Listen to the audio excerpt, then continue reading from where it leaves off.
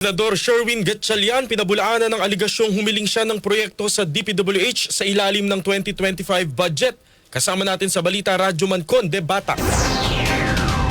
Tahasang itinanggi ni Senator Sherwin Gatchalian na humiling siya sa DPWH na magpasok ng mga proyekto sa ilalim ng 2025 national budget. Batay sa dokumento na tinatawag na DPWH leaks, lahat umano ng mga senador kasama si Gatchalian ay nasa kontrobersyal na listahan ng mga project requests na isiningit sa 2025 budget.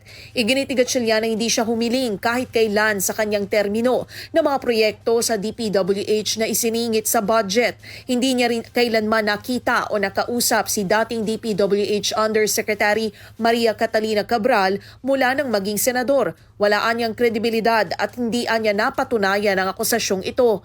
Paglilinaw ni Gatchalian, kapag may LGU na lumalapit sa kanya at humihingi ng tulong, ang ginagawa lamang nila ay iniuugnay o inire-refer ang mga ito sa tamang ahensya dahil limitado lamang ang kanilang papel at hindi rin nila kontrolado kung anong hakbang ang gagawin ng isang agency. Kasama mo sa DZXL RMN Manila, Radyo Conde Batak, Tatak, RMN.